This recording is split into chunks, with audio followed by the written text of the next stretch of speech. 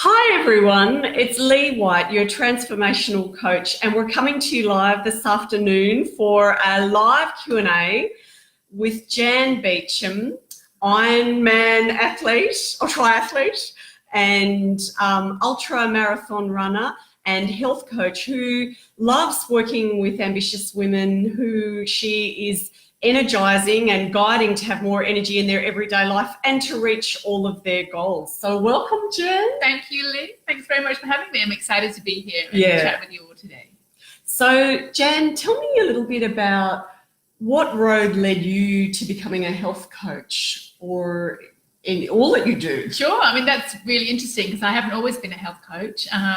I've spent 10 to 15 years in corporate sales and marketing, working with fast-moving consumer goods, and which began, although fabulous companies began not to sit that well with me, soft drinks, snack foods, that kind of thing. And as I got older and got more into my sport and the way I live my life, it just didn't resonate. So after having children, it was a perfect opportunity to take a break, rechannel, refocus, and I retrained and have been in the health and wellness industry since then for the last 7 or 8 years in various guises. And last year I started my own business, health coaching, which I'm loving. It's brilliant. Brilliant. And it must be so uplifting to be working with people that have these goals that seem out of their reach and that you can guide them to. Yeah, I mean, that is one thing I really love is helping people set goals and achieve them. And goals actually don't have to be massive. They can be quite small or quite large. And there is a good process to help us reach our goals, small or large. Jan knows all about large goals. In the time I've known her, Jan has done the Ironman events. She's done the ultra marathons, which are definitely big goals. And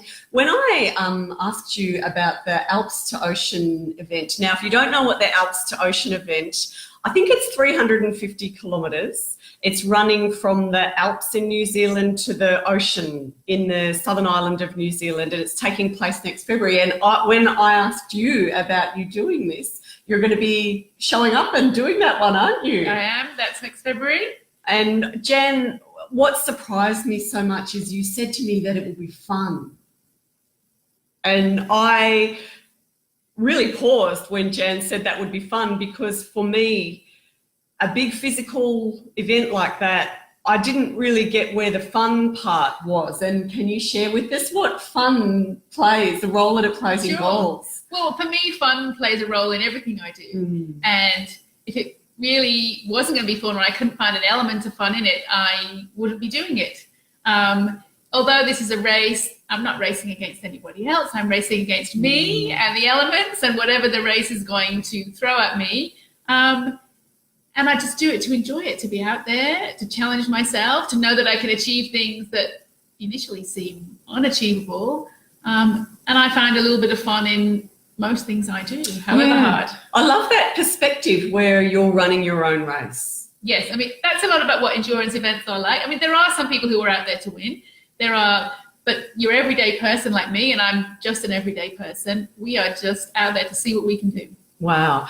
That's just brilliant, absolute gold. And so what about when you adopt a fun attitude, how do you keep sort of credible? Like, tell me about, or you told me you shared something before we started about a habit of yours that, you might like to share with us. I think what Lee's referring to is my coffee habit. So when I was training for my first Ironman event, it's 180 kilometers of cycling during the Ironman, so it's quite a lot of hours in the saddle. So I'd head off on a Sunday morning for my early ride, sometimes on my own, quite often on my own.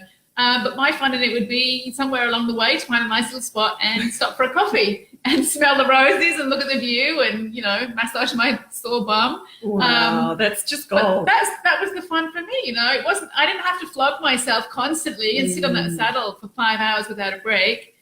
I was still going to do the mileage. I was still putting in the efforts when I was riding, but I could take a bit of fun and stop and smell the roses. It's just such a great metaphor for everything, isn't it? It really is. And it's funny, my husband, who is also a cyclist, couldn't believe that I would do such a thing. He was sort of like, I can't understand why you would do that. Well, because I want to, because it's fun, and it's not interfering with my training to an extent. Like I said, I'm not out there to win the race. I'm out there to, have a great time and enjoy every moment. And I did when I did that race after that. It's 12 hours, pretty much, nearly 13 for me, doing that Ironman distance, and I smiled all the way. My face was hurting because I was smiling so much towards the end. And what does that smiling, because you must have, like, you weren't just naturally doing that. What role does that play? Is that a tactic? It is a tactic in training. Actually, during that race, it was just so great to see everybody around. But I do use it as a tactic during training, because training can get hard. Like anything is hard. It doesn't mean it's not fun. Hard and fun can go together. But if I would get a little bit down and finding things tough, I do look around me, find something to smile about. Being out in nature, like I try and smile about the fact that the sun is out, or maybe the sun's not out if it's a really hot day, or a beautiful flower, or a view, or I smile at everyone and say hello to everyone that comes past me just to lift my mood. It's very mindful, isn't it? It's very generous to be giving those smiles out. Yeah, it's all that is, fake it till you make it. Just keep that smile coming until you really feel it. I know all about the fake it till you make it. And so that's a really great sort of segue into this thing of how the relationship with ourselves when we're flogging ourselves like that. We've got this big goal, because it doesn't have to be a physical goal, can it? Absolutely It could be anything in a career, or to have a relationship, or to overcome a challenge in a relationship, or something like that. And what about in the Western world, the role of self-compassion is not taught as broadly as being really hard on yourself. And can I share a secret with you? Go on. So for many, many years, my whole ethos was, the harder you are on yourself, the easier life is on you. And so that got me to a point. Okay. And then other things came along and changed the trajectory. And that whole thing around self-compassion, it sounds like you're really nailing that when you're really embracing that, would be the language, when you're being mindful in an event, or in the whole way your relationship with yourself about these big goals. Yeah, I think that's really true. And I think, like you said, you have changed the way you look at that statement. Sure. I think that comes often as we get a bit older. It's true. That we do transition into really, looking after ourselves and trying to feel good about ourselves. And maybe, do you think it's because in our journey we've had more pain, or we've seen and witnessed all that life can bring you, and that compassion becomes a part of, like, it's the only way you're going to get through it. Yeah. I think that in general, that's what we know. And, if you can impart that on somebody earlier in life, that's brilliant, because it will really help them. And so I always try and find joy in something I do. Like I just said, hard doesn't necessarily mean fun. I train really hard, and I always have a plan, and I stick to my plan. Or if I can't stick to it, I modify it, but always got a plan, and I just look after myself along the way with that. Trying to always keep a positive mindset. Setbacks are always going to come, but there's ways you can find around that to keep your head in the right place. Well, that thing of failure it's said to be vital for success. You will push yourself, and then you'll fail with different things. And through failure, we'll get a new perspective. We might make meaning about our journey, those kind of things. So what do you think about failure? Failure is a word I don't really like. I like to call it a learning. Things don't go your way, and you will learn from that. Failure has such negative connotations attached to it, but things that we just learn along the way all the time. We try things, they might not go our way, they might not work, and then so we learn from that, and we alter our trajectory or our course, and we move forward. So yes, there are lots of learnings along the way, and it is fine to have days where things don't go your way. But it's really great to learn from those. And I think that's what makes you grow and be bigger. Yeah, the failure aspect. Have you had any that you've had that were big lessons where you started changing the way you responded, or did it just happen more gradually? I think it's gradually. I mean, I've had some, last year I ran across the Simpson Desert in an ultramarathon race. It was stay a 5-day race with about a marathon a day. And one day it was a double marathon. And on that day, I was, I started off knowing that I didn't really feel that great. Things weren't going my way, but I was sort of modifying things that I did along the way, trying to get through. And at one point on that day, about 30 kilometers in of an 80-kilometer day, 50 still to go, my leg didn't really function very well anymore. The knee stopped being a knee, and I just had a straight plank, what it felt like going down my leg. And I kind of thought, well, that's it. I'm done, It's okay. I've had 4 days of great running or 3 days of great running. I've done a marathon every day. I could give up now. My head's going, you could give up now. It's okay. You've done a good job. But still, there was another, there's a goal to reach. And my mind played tricks on me for about the next 10 kilometers. Familiar. Now we're getting into the familiar part for me. Yeah. One part of your mind is going, well, you could just give up now and it'll be fine. You've done a good job. And the other part's going, why would you give up now? Yes, you can't give up now. That's the part I would go into, yeah. And so, that's a learning. You're learning along the way to work with your mind because lots of things that you do are actually not that. They are physical, but physical is, you can keep your body going. It's the mental aspect that's actually really challenging. It makes you stronger. So I just had to alter what I did on that day. And I kept saying, well, I'll just go to the next checkpoint, another 5 kilometers or 10 kilometers, then I'll think again. And every one of those, I got there thinking, I'll just give up now. And then I'd sit down for 10 minutes thinking, I'll just go to the next. And I had a wonderful, we could call it an accountability buddy with me that day who stopped to help me. And we made it through together. Wow. So with the support of somebody else, and just chunking it up into small goals, I achieved that day and then went on the next day to finish the race. So I made full way across the desert. But it was a really tough day, and you could say that I had failed in a way because I had to walk for 50 kilometers of that day instead of running. But I just altered my course. And with the help of another person, who I will be forever grateful to, made it to the end of the day. That is amazing. Absolutely amazing. And is that where it's really important to be with somebody who has been there before, knows what's going on, like that person that had been there alongside of you? I mean, that does bring me to another point. I think it's really important when you are trying to achieve a goal is to share your goal and have somebody on your side, have somebody in your court cheering for you and helping you along. Sometimes giving you a little kick up the butt. We all need that. But somebody who's always really got you back. And if that person has been there before and has got the knowledge, then that's even better. That's just gold. And would that be the difference between asking the neighbour to be your accountability buddy who's never run before and asking someone like you?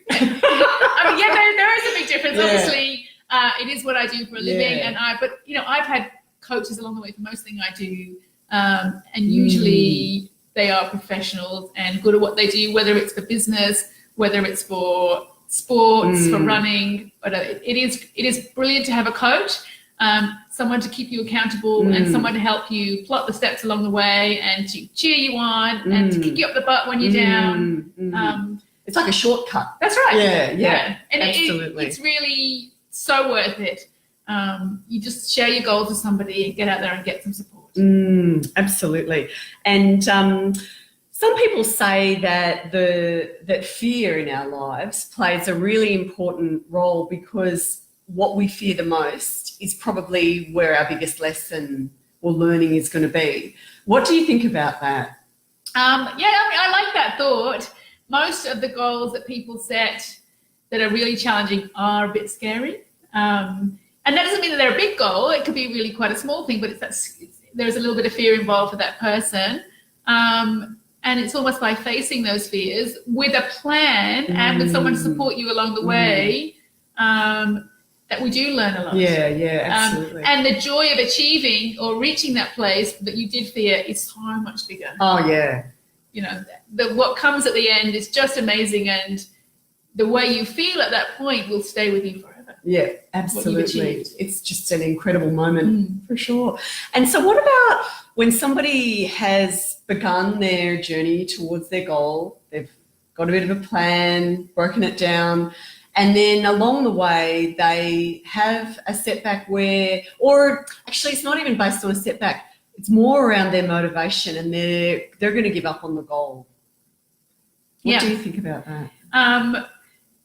The first thing, it goes all the way back to, for me, looking at a goal is a 3-step process. 1, setting the goal, make sure it's something that you personally want to do, then chunking it down, and then getting someone to support you along the way. So each of those 3 things, there is a role in there for what we said for when you need to carry on. So when you're setting your goal, make sure it's your goal and that you have a passion for that goal, even if you're scared of it to death, but you still want to achieve it. It's not something that somebody has put on you saying, oh, I really think you should do X or Y in your life. So that you need a really passionate why inside you for achieving that goal. So first of all, I'd say if you feel like you're not reaching your goal, just take a step back and look at, is it something you really want to achieve? And if it is, great, let's go forward.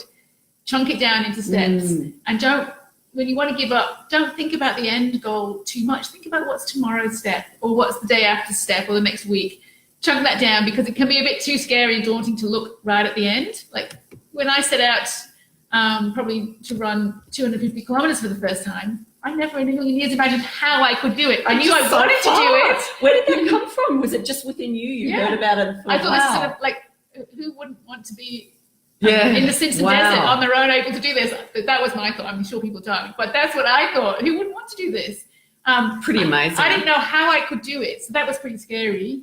And some days, like, I'm never going to do it. I didn't know how to get there, but I knew I wanted to get there. And so I had just looked to the next day. Well, next day I've only got to go and I run 10 kilometers. So I'm just going to do next day, and then I'll think again, and then I'll think again. So if you're feeling like you want to give up, don't think too much about the big end. Think about the small step tomorrow. Make it one more step. Make one more step. Yeah, it's so true, isn't it? We don't need all the answers right at the beginning. And how would you know? You have to trust in the process. If you've got a plan, trust in the plan, trust in your coach, trust in your process, and just think about tomorrow.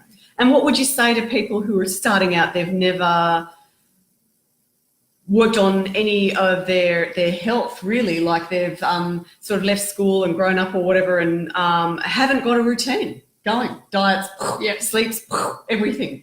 For me, health is central to everything we do. I have this phrase that I use with all my clients, which is your health is your wealth. So without wealth, what are we going to be? So health is central to everything you want to do. I mean, if you didn't have your health and you didn't look after it, so many things are going to be unachievable for you in life. So focus on your health. It's just definitely a priority. And to do that, it's not this big thing. It's about creating small habits every day. My company is called Health Habit, and what I really ingrain in people is it's about the small things, just make them habitual, and they add up to the big things and the big change in your health. So it's little things that we can just do every day. It's not what you do sometimes that matters, it's what you do all the time that counts. And that's what's going to grow your health. And how can, when we're making small steps, how do we get out of, you're going to love this one, comparison? You know, I call it comparisonitis. Yeah. How do we stop that? That's such a hard thing to do, isn't it? Especially as women.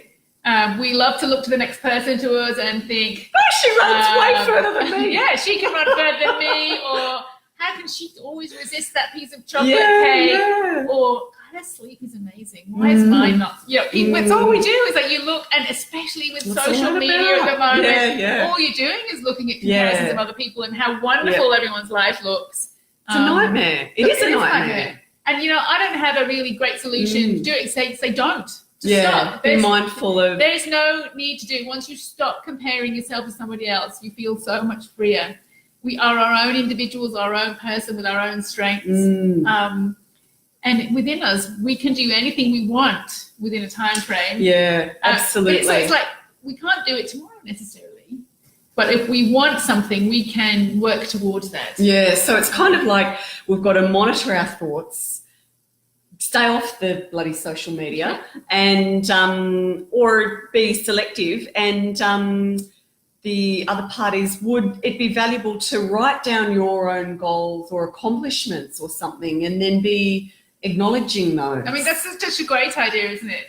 Really, it's the only way I can do it. If you think about, what's awesome about you, what you've done, what you've achieved, and actually sometimes when you start to write them down or just list them mentally in your head, you suddenly remember, like, wow, Yeah. you know, it's been a really good day. Look what I've achieved, or it's been a really great year, or I've had, you know, however long you're looking back over, you'd be amazed. It really weaves into the self-compassion and overcoming that feeling of not being enough. Yeah. By looking at real, credible examples. That's right. Yeah. Of evidence. Because most of us women, actually, we do want to support each other, and we're all pretty unique, but we're all pretty ordinary.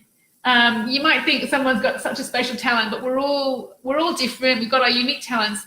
We're all pretty ordinary, and we can just work away at learning new things, doing new things, keeping a great mindset. You know, and if we want something bad enough, we can get there at some point. Maybe not tomorrow, but at some point. Yeah, I like that. I hear that a lot in the world of the whole manifesting your goals is you're going to get there eventually. Yeah. And I fully embrace that because it is how it works, isn't it? Yeah. It's, you never know how long it'll be from A to B. Yeah, exactly. And you know, you can lay out a path and then you alter that path along the way as things come up. Yeah. And is there anything else you'd like to sort of share about what you've got coming up, either between now and when you do the Alps to Ocean in February, or within your coaching practice? Sure. I mean, definitely I'm training hard now. I myself have hit a roadblock in my training. I've taken on a small injury, so I'm just working around that at the moment, but I'm still moving towards my end. I'm just doing what I need to do tomorrow, not having a panic about it's only February. It's amazing that you can sort of just go, well, just for today. You know, that's actually a Reiki precept, is the just for today, like I won't get angry. Yeah. Just for today, it's so powerful. Yeah. So personally, I'm working towards that goal. Professionally, this is such a busy time of the year for us all, isn't it? Definitely. We are racing towards Christmas, and I am focusing with my clients at the moment about really arriving into 2019 with our health, on top of our health, not allowing these next few months to derail us, to stress us out, to give us burnout. Yeah. So really, I'm focusing on what I call my seasonal survival skills, That is great. which, you know, I love at this time of year, you know, and it's around the 4 pillars that I always work on. It's around nutrition, around movement, around stress management, and around sleep. So I'm focusing on survival skills. I've got a new course that's up and coming starting on the 19th of November, which is called Seasonal Survival Skills. That's fantastic. It's 4 weeks with 4 masterclasses and 4 group coaching calls around how we get through this season, allowing us to have a wonderful Christmas day and arrive in 2019 feeling on top of it. Yeah, it's so crucial, isn't it? And how people can do it all, like to be able to have some movement in their day and remember to buy what they need to buy, to be eating well and doing all of that. It's not going to happen by accident, is it? No, it does take some planning, like everything. And so with someone like me as a coach to support you, the aim of this is to remind you to be able to do all those things, how to cope, to get you back on track, and have some fun along the way. Yeah, well, that's because we often forget this time of year. It's supposed to be fun, isn't it? This is supposed to be the season of goodwill and joy, and yet we get so frazzled. Yeah, and to be able to have some goodwill for yourself. Yes. And to change, like you might be in this sort of habit of every year you let it get on top of you or whatever. Yeah. But to do it differently. That's right. So to look after your health, a bit of self-care for yourself at this time of year is going to allow you to survive this season. I'm just going to say a quick hi to Leonie. Have you got any questions that you would like to share with us? Please do. If anybody is watching, I know that there are others watching that we can't quite see their names right now, but if there's anything you would like to ask, please do while we're here and live. I know a lot of the best conversations happen in the replay, but we are right here before you now, and Jan is sharing so much of a wealth of wisdom about big goals and achieving them. Hi, Leonie. So I need a cough button. Yeah. For anyone who's got a goal out there and would like some support, please, don't hesitate to contact me if it's a health and wellness goal, or Lee, I'm sure, is out here as well to support you all. Definitely. But just to recap, my 3 steps would be, make sure that goal is a goal really that you believe in, even if it scares you, scares the pants off you. As long as you believe in it, great. Then when you chunk it down into small steps, the best way to eat an elephant, 1 bite at a time. So chunk that goal down and then just focus on doing the next day. And the third one is spread your goal and let people know what you're doing and get someone to help you with the accountability, whether that's a coach or, there are some great online groups that you can join to get people who are doing the same kind of goal with you. So, do those 3 things. And then number 4, obviously overarching it all, have fun. Yeah. Find the joy every day in what you're doing. It can be hard, but it can still be fun and you can enjoy it. That's such an inspirational message. Absolutely. Great. Oh, well, thank you very much for being here today. Thank you and so thanks much everyone for that having could me. join us. Thank you. Yeah. I look forward to meeting some of you again soon. Bye for now.